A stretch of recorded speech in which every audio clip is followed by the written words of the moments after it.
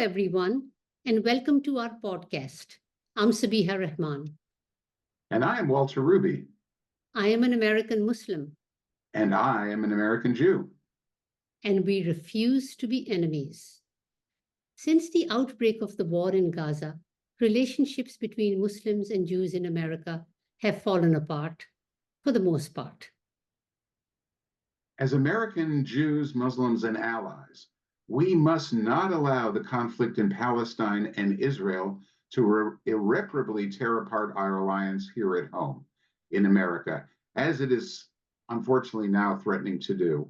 We love and respect each other, and we're committed to standing up for each other if either community is under attack, as both presently are amidst alarming spikes in anti-Semitic and Islamophobic hate crimes. That is what we believed, the two of us believed in April 2021 when we published our book, We Refuse to Be Enemies, How Muslims and Jews Can Make Peace One Friendship at a Time. And that is what we believe every bit as passionately today. There is literally no time to lose. Now more than ever, we sense an urgency in driving home our message of the preciousness of Muslim-Jewish alliance here in America. In our last episode, we talked about how each side felt about the conflict and what each expects of the other. And in this episode, we will share what we believe are concrete, useful steps that can be taken to keep the peace at home here in America. Sabiha, should we start with some of the immediate actions that we can take given the present climate? Yeah, I would say that the first step we can take is show up for the other. Now is the time for us to show courage and reach out to each other. Acknowledge the other's pain and fears, even if we don't agree on the crisis. Acknowledge the pain of families of hostages, of starvation and deaths in Gaza, of the desperation in the West Bank. So, keep that lunch appointment with your Jewish colleague or a walk in the park with your Muslim neighbor. Maybe you've been avoiding your Muslim or Jewish friend. Invite them to a meal in your home. Let's break bread together. We must all be upstanders. And in that account, we appeal to our fellow Muslims and Jews to look out for the safety of each other. If you notice any suspicious activity, promptly notify the authorities. Be an upstander when riding the train or the bus. And watch out for your fellow Jew in the yarmulke or the Muslim woman in the hijab. I have a message for the parents. Counsel your children. Listen to your children's questions and concerns. Help them understand the conflict, and don't give them any more than what they ask for. Reassure them. Enable them to see the humanity in their fellow students. Caution them against making ethnic remarks, and guide them on responding if bullied.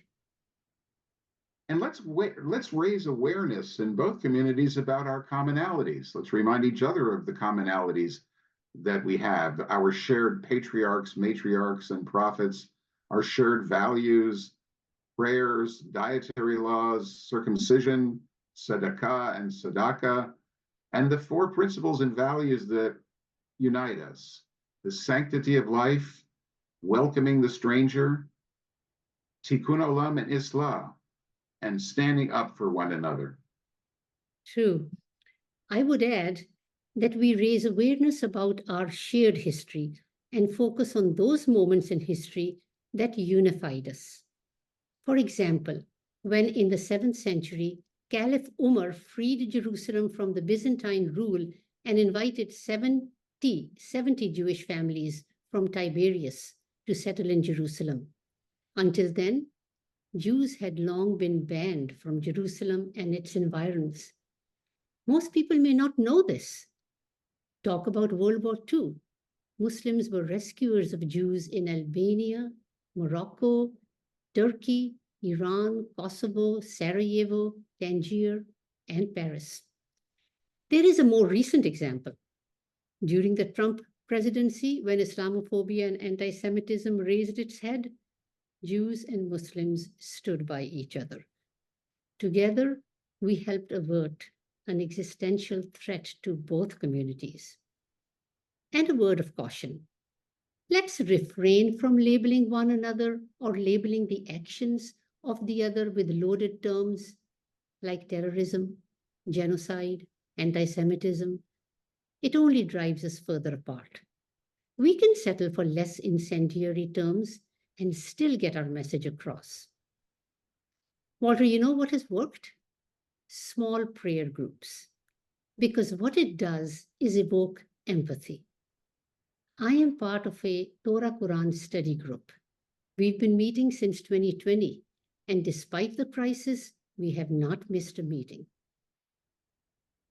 And Sabia, respectfully, I'd say that in terms of what you just said, that the Muslim record on helping Jews during the Holocaust is somewhat more nuanced than you present here, given that the leading Palestinian political leader of that time, Haj Amin al-Husseini, as well as the Iraqi leader Rashid Ali, openly collaborated with Hitler during World War II and stoked violence against the Jews. Nevertheless, the historic record over the centuries shows clearly that the Muslim world treated Jews living under their sovereignty infinitely better than was the case in the Christian world. And that is a reality that is too often forgotten. But coming back to the terrible situation today, this is very important. Let's cut each other some slack and find the heart to forgive and reconcile.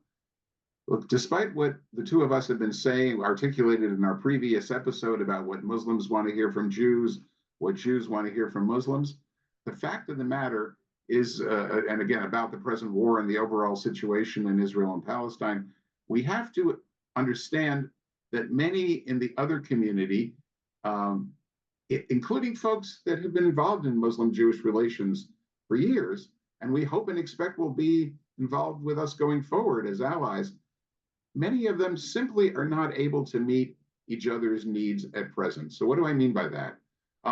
The fact is that many American Muslims are not condemning the Hamas attack on October 7th as attempted genocide. And by the same token, many Jews cannot accept Muslim demands that we join them in demanding a ceasefire and in characterizing Israel's harsh military response as genocidal. And given the stakes for all of us in terms of standing together against the rapid rise of Islamophobia and anti-Semitism and bigotry here at home, we need to forgive each other and take steps to renew our alliance. Look, let's agree to disagree respectfully and with compassion for the other on how to end the present terrible crisis in Israel and in Palestine, while vowing and coming together to stand together for democracy, for pluralism and religious freedom here at home. I'd say that on a macro level, the leaders of the two sides should quit blaming and flaming at each other. They should resolve to end the campaign that threatens the freedom of speech of the other. If we keep this up, we will destroy 2 decades of creative coalition building. And guess what? Hand a huge victory to our common enemies. All too true, Sabia.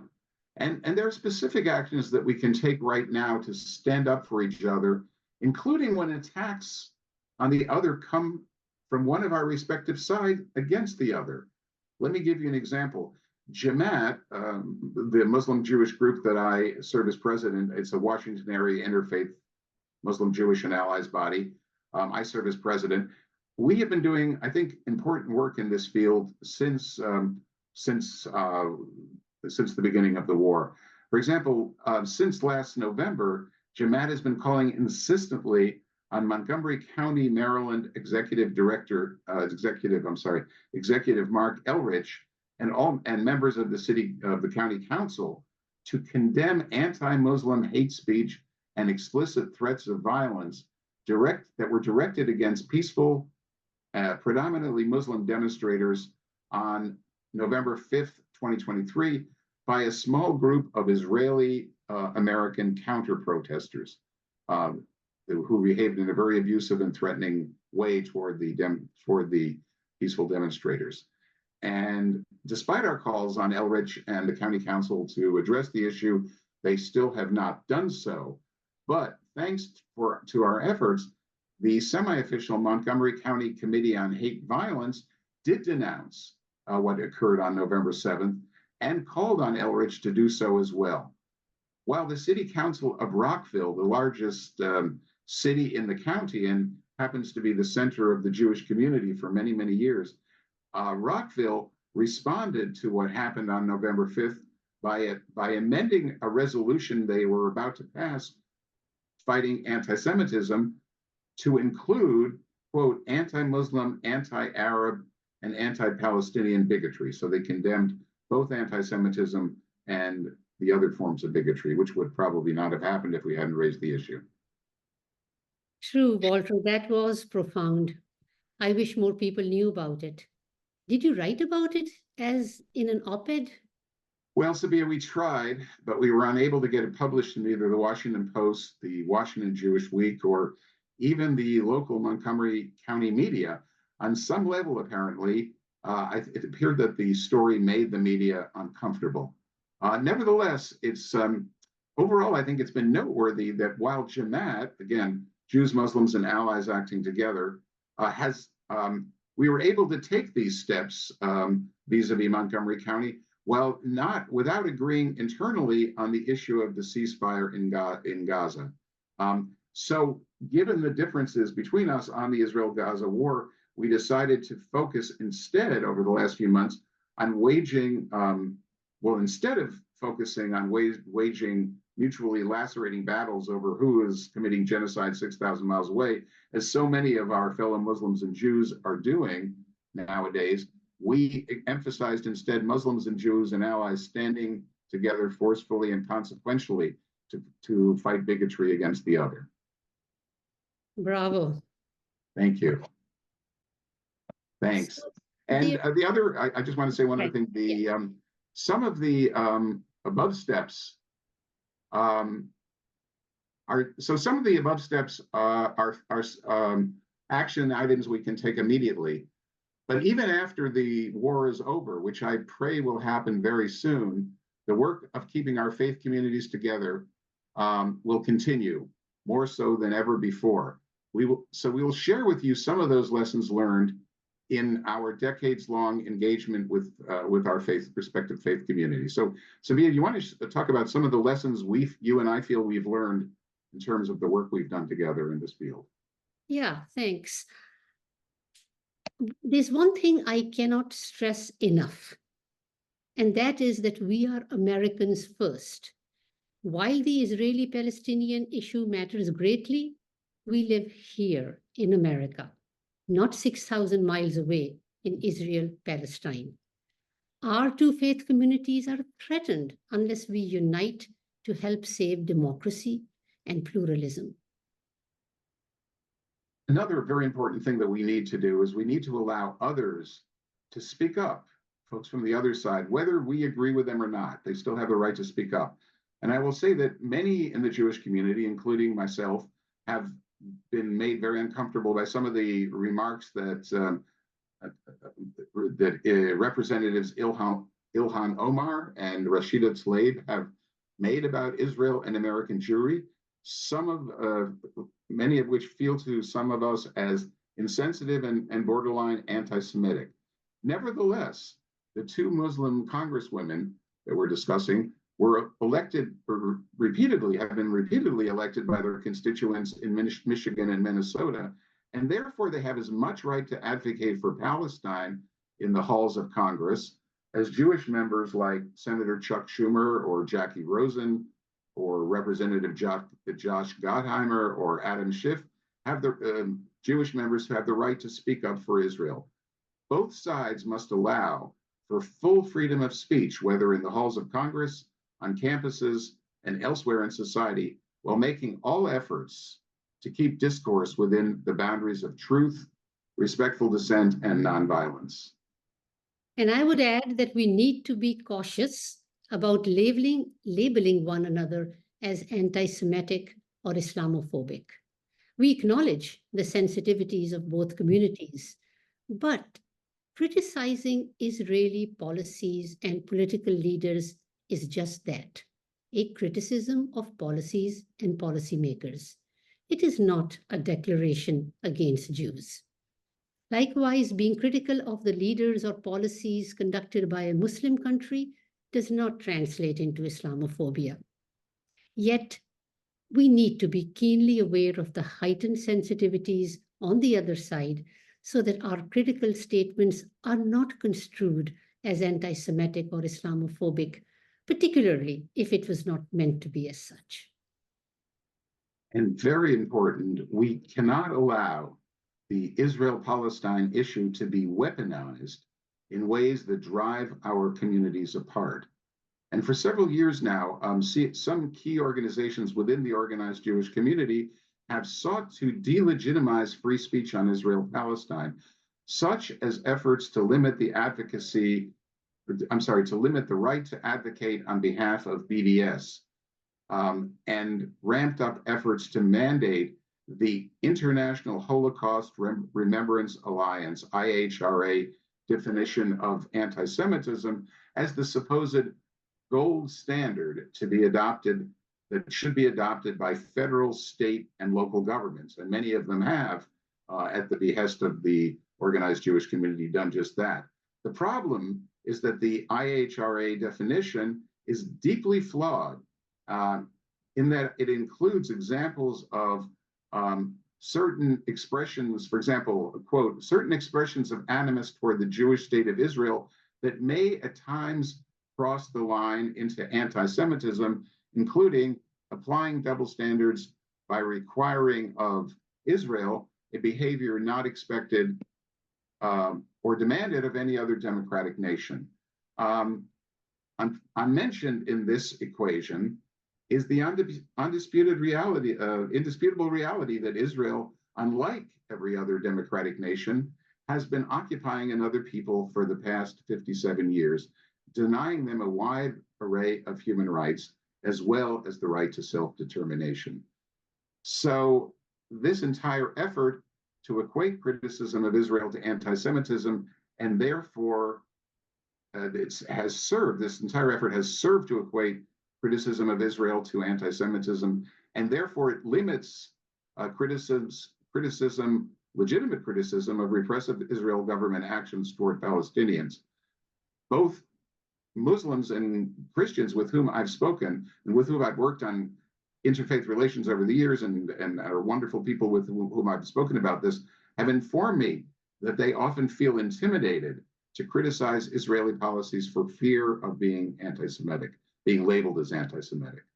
They do. I hear that a lot. I have one more appeal. Let's not denigrate or demonize people on either side. Palestinian activists are correct in demanding that they be able to speak freely as proud Palestinian Americans. However, we disagree when Zionists are demonized. A broad range of American Jews, both on the left and on the right, identify as Zionists. They support the right of Israel to exist as a Jewish state. And likewise, let's not rush to accuse those who speak up for the rights of Palestinians as not having a moral compass or of being advocates of terrorism. Sabia, thank you. I agree with you very much that Muslims should engage with mainstream American Jews who consider themselves Zionists rather than aligning exclusively with anti-Zionist groups like Jewish Voice for Peace. And for their part, Jews should engage with Muslims like Tlaib Omar and Linda Sarsour. People on both sides need to, in dialogue with people who they may disagree with on Israel-Palestine, but agree with on many other issues, very key issues for both of our communities, including advocating for diversity, freedom of speech, and democracy here at home. Now, talking about Jewish Voice for Peace, which has admittedly grown dramatically since October 7th, and these again are young Jews, primarily young Jews who are passionately anti-Zionist and have taken part in many of the pro-Palestine demonstrations, many of the encampments on campuses and so forth. So it has grown dramatically, especially among young Jews, and that's true. Um, and I know that when we understand, and I understand that their fierce advocacy for a ceasefire in Gaza has won the hearts of many Muslims. Nevertheless, Muslims and many and other folks in the movement may be unaware of the deep resentment of Jewish Voice for Peace in the larger Jewish community for what they perceive, what the larger Jewish community perceives as a kind of demonization of Israel and Zionism, and for providing a kind of a Jewish cloak to efforts to delegitimize Israel's very right to exist. So despite its enhanced role, JVP and similar anti-Zionist groups represent only a small percentage of American Jewry.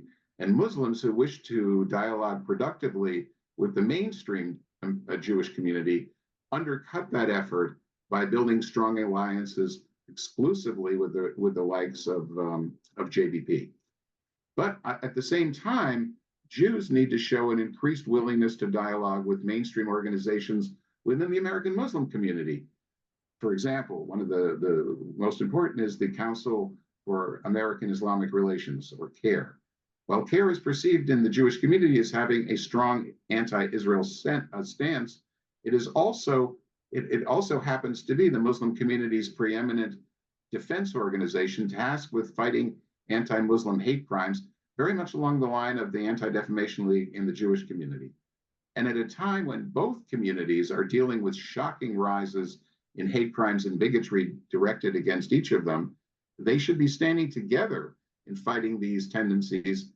So that's very important. So it is decidedly counterproductive for Jews to refuse to engage with CARE. Yeah, I agree. Walter, can you mention the relief work that your organization has supported for the rehabilitation and reconstruction efforts in Gaza? Thank you for asking, Sabia. So earlier this year in February, Jamaat co-sponsored a fundraising event in Northern Virginia to support Americans for Palestinian Orphans, which is a Washington-based 501c3 organization.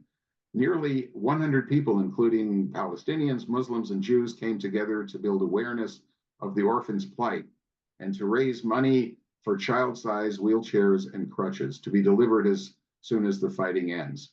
It was a profoundly uplifting event during which participants sat together, had a wonderful Italian meal. We talked, we laughed, we cried about the whole overall situation. And we sang together in English, in Arabic, and Hebrew, all of that, all together. And we called for love, peace, and unity in the common cause of helping the orphans of Gaza begin the process of rebuilding their shattered lives.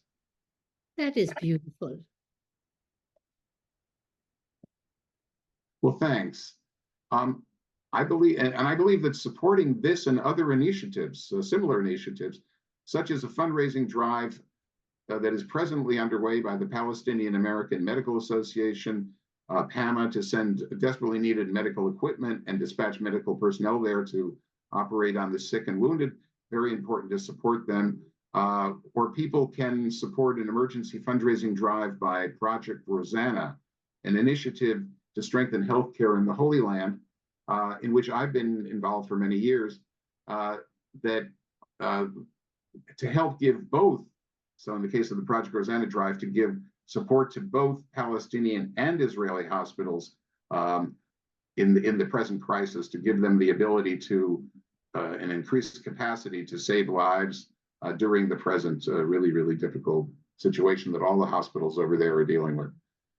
Supporting initiatives like these would give many in my own community, including those who continue to support Israel's military action against Hamas, an opportunity to support desperate Palestinian civilians caught up in the maelstrom, and for their part, we should emphasize again, Muslims should join with Jews in calls to free the remaining Israelis being held by Hamas.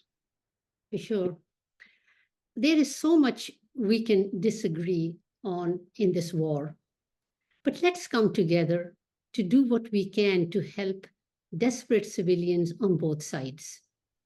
Think of the impact This would be a way to show that politics aside, both sides recognize the other as fully human beings who bleed, suffer, and die in the same way that we do.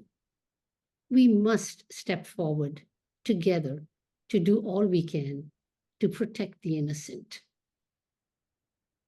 And for my parting conclusion, I would say that all of us, Muslims and Jews alike, and everyone else, need to acknowledge that none of us have the formula to solve the Israeli-Palestinian conflict, which has been going on for more than 100 years, ravaging the lives of so many good people, so many wonderful people on both sides. What has occurred in the Holy Land between our two peoples is an existential tragedy for both. And the only way to end it is for Palestinians and Israelis alike to acknowledge, to fully take in that they're fated to live together in a tiny land, which is basically the size of my own home state of Maryland, and to figure out a way to do that in peace, with justice and self-determination for all the human beings living between the river and the sea. But by the same token, we Muslims and Jews will need to live together here in America to humanize each other and to work in partnership to ensure that our communities have full rights to express ourselves freely here at home and to live out our faith traditions fully. We don't know how this war will end, but regardless of the outcome, Muslim and Jewish communities in America will need to double and triple their efforts to revitalize our alliance. We've got to mend relationships triggered by the war. We've got to prevent further fractures. If anything, the day after the war finally ends is bound to present a series of challenges to both our communities in the US. This is not going away anytime soon, and our strategy has to be immediate and long-term. The way I see it, the strategies we just talked about are a start, but it is essential that they be sustained through alliances with mainstream Christians and other minority communities. I would close by saying that those of us who care for the well-being of both Muslims and Jews must stand together to protect democracy and pluralism in America. Both our communities and all of America have a huge amount riding on the success of these endeavors. So thank you for joining us for this podcast. We hope it was helpful. And please join us next week as we talk about the impact of the Gaza-Israel war on the US presidential election. We will be joined by our guest speaker, Hisham Al-Malagi, an Arab American, host of @Vantage Points TV, civil rights and liberty activist, public speaker, interfaith leader, educator, and co-founder of Leave It Blank campaign in New York. So long, be safe, and prayers for peace and reconciliation. Shalom, shalom, and peace to all. Thanks.